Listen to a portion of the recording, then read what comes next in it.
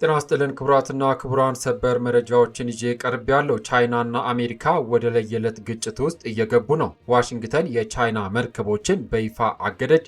በሚቀጥሉት ጥቂት ሰዓታት ውስጥ በዓለም ነዳጅ ገበያ ላይ ምን ሊፈጠር ይችላል? በሌላ በኩል በመላው ኢትዮጵያ መነጋገሪያ የሆነው የድምፃዊ ቴዲ አፍሮ መግለጫ መታገድ ጉዳይ ከመንግስት ከፍተኛ ባለስልጣናት ያልተጠበቀና እጅግ ጠንካራ ምላሽ ተሰጥቶበታል። በዝርዝሩ የማስደምጣችሁ ይሆናል። እንዲሁም ተወዳጁ በስንቱ ድራማስ በፍርድ ቤት የቆመው በምን ምክንያት ነው? በሚሊዮን የሚቆጠር ብር ካሳ ይጠየቅ ይሆን? እስራኤል በሊባኖስ ላይ የጀመረችው ከባድ እርምጃና የኢራን ፕሬዝዳንት ለአሜሪካ የሰጡት የመጨረሻ ማስጠንቀቂያ ምን ይዟል? እነዚህና ሌሎች ዝርዝር መረጃዎችን ይዘናል። ቪዲዮን ላይክ በማድረግ ጀምሮ አዳዲስ መረጃ በፍጥነት ዩቲዩብ ላይ ሲለቀቅ ቀድሞ እንዲደርሶ የዩቲዩብ ቻናሌን ሰብስክራይብ በማድረግ የደውል ምልክቷን መጫን ቤተሰብ እንድትሆኑ በአክብሮት እየጋበዝኩኝ ሀሳብ አስተያየቶን በኮሜንት መስጫው ላይ አጋሩን። እስከ ቪዲዮ ፍጻሜ አብራችሁን ቆዩ። ዝርዝር መረጃውን አድምጡ፣ አብረን እንከታተለው።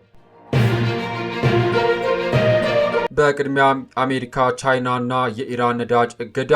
ወደ መጀመሪያው መረጃችን ስናልፍ በአሜሪካና በቻይና መካከል ያለው የነዳጅ ውጥረት እያየለ መጥቷል። የአሜሪካ የገንዘብ ሚኒስትር ስኮት ቤሴንት ዋሽንግተን የኢራን ነዳጅ የጫኑ የቻይና መርከቦችን በሆርሙዝ ስትሬት ውስጥ እንቅስቃሴያቸውን እንደምታግድ በይፋ አስታውቋል።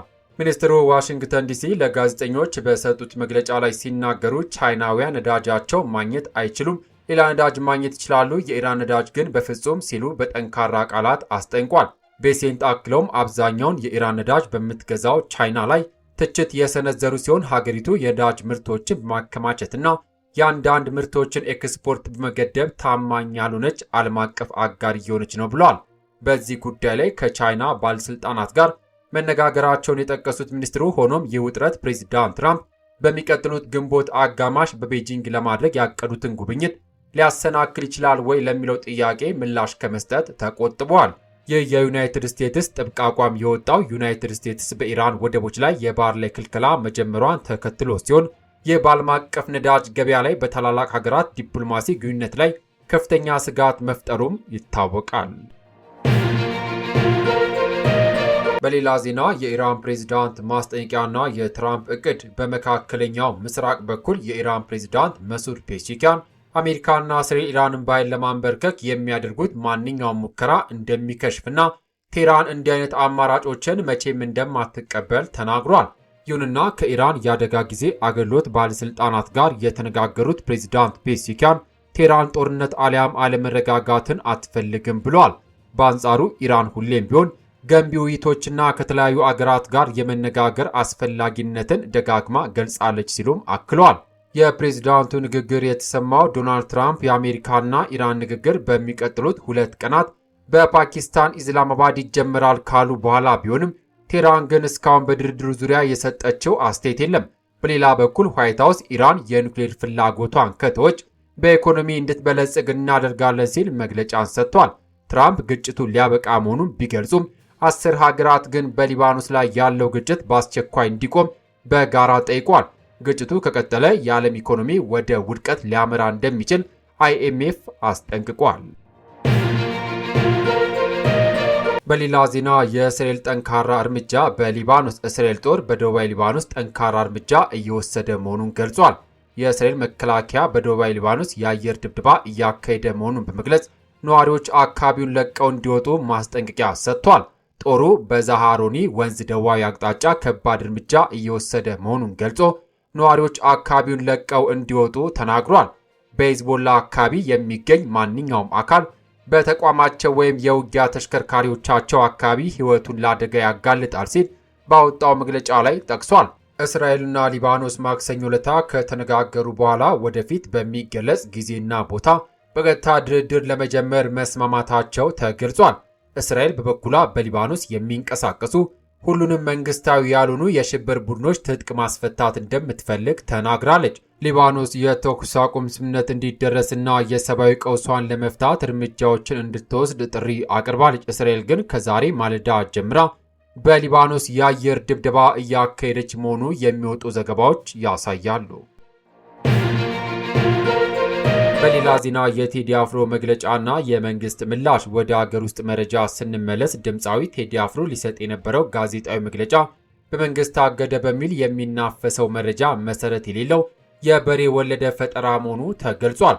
ባለፉት ቀናት በልዩ ልዩ ማህበራዊ ስር ገጾች ላይ የድምፃዊ ቴዲ አፍሮ አዲስ አልበም መግለጫ በመንግስት ጫና መታገዱን የሚገልጹ መረጃዎች በስፋት ሲሰራጩ ቆይተዋል።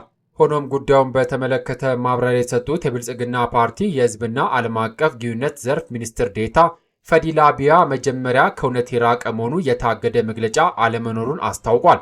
ሚኒስትር ዴኤታው እንደገለጹት ኢትዮጵያ ከ50 በላይ ተቋሚ ፓርቲዎች በነፃነት የሚንቀሳቀሱባት ሀገር ሆና እያለች የአንድ ዘፋኝ ስራ የሚታገድበት ምንም አይነት አግባብ የለም። በሆነ መንገድ እገፋለሁ፣ እፈራለሁ፣ ተጽዕኖ ከባድ ነው የሚለውን ለራስ ከልክ በላይ ግምት በመስጠት ለማሳመን የሚደረግ ፈጠራ ደስ አይልም ሲሉ በጉዳዩ ላይ ያላቸውን ትችት ሰንዝረዋል።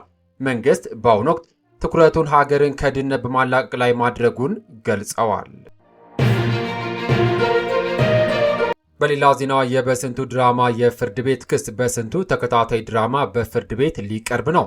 ድራማው በኢቢኤስ ሲተላለፍ ቆይቶ አሁን በቻናል ዋን መተላለፍ ቢጀምርም የቴሌቪዥን ዝውውሩ ግን አልጋ በአልጋ አልሆነለትም። የኢቢኤስ ባለቤት የሆነው ሲልቨር ስፕሪንግ ፕሮዳክሽን ድርጅቱ የቅጂና ተዛማጅ መብቶች ላይ የመብት ጥሰት እየፈጸመ መሆኑን ገልጾ ለቻናል ዋን ማስጠንቀቂያ ሰጥቷል። ድርጅቱ ድራማውን በብቸኝነት የማሰራጨት መብት እንዳለውና ከአእምሯዊ ንብረት ጽሕፈት ቤት የሕግ ጥበቃ ማግኘቱን ገልጿል። በተጨማሪም ድራማውን ከሚያዘጋጀው አብሪኮ መልቲሚዲያ ጋር ስምምነት እንዳለው የጠቀሰው ኢቢኤስ ድራማው ሌላ ወገን ለማስተላለፍ ግዴታ መግባቱን አስረድቷል። አብሪኮ መልቲሚዲያ በበኩሉ እሱም የመብት ባለቤትነት ሰርተፊኬት እንዳለው ገልጿል። አብሪኮም እንደሚለው ከኢቢኤስ ጋር የነበረ ውል ከተጠናቀቀ በኋላ ተጨማሪ 57 ክፍሎችን ሰርቶ አስረክቧል። ነገር ግን ኢቢኤስ እነዚህን ክፍሎች በውሉ ላይ ባልጠቀሰ መልኩ በኦንላይን እያሰራጨ ነው ሲልም ከሷል። አብሪኮም 57ቱን ክፍሎች ኢቢኤስ በ3 ቀናት ውስጥ እንዲያወርድ ጠይቆ ይህ ካልሆነ ግን ጉዳዩን ወደ ፍርድ ቤት እንደሚወስደው ማስጠንቀቂያ ሰጥቷል። አሁን ጉዳዩ በፍርድ ቤት በዳኞች ለመታየት ከጫፍ ደርሷል። ክቡራትና ክቡራን የዩቲዩብ ቻናል ቤተሰቦች ለሰዓቱ ያስኩላችሁ ሰበር መረጃ እነዚህን ይመስሉ ነበር። እናንተስ በአሜሪካና በቻይና መካከል የተፈጠረው የነዳጅ እገዳ በዓለም ገበያ ላይ ምን አይነት ተጽዕኖ ያመጣል ትላላችሁ? በተለይም ስለ ድምፃዊ ቴዲ አፍሮ ጋዜጣዊ መግለጫ መንግስት የሰጠው ምላሽና ስለ በስንቱ ድራማ የፍርድ ቤት ክስ ያላችሁን ሀሳብ አስተያየት በኮሜንት መስጫው ላይ አስፍሩልን። ይህ ቪዲዮ ጠቃሚ መረጃዎችን አካቷል ብላችሁ ካመናችሁ ላይክ በማድረግ ድጋፋችሁን ግለጹልን። ሌሎች እንዲደርስም ሼር ማድረጋችሁን አትዘንጉ። ለቻናላችን አዲስ ከሆናችሁ ደግሞ በየቀኑ የሚወጡ ትኩስና ሰበር መረጃዎች በፍጥነት እንዲደርሷችሁ ሰብስክራይብ በማድረግ የደወል ምልክቷን በመጫን ቤተሰብ ይሁኑ። ሰላም ለሀገራችን፣ ሰላም ለዓለማችን እያልኩ በቀጣይ በአዳዲስ መረጃ እስከምንገናኝ በያልንበት የዓለም ዳርቻ ቸር እንቆይ።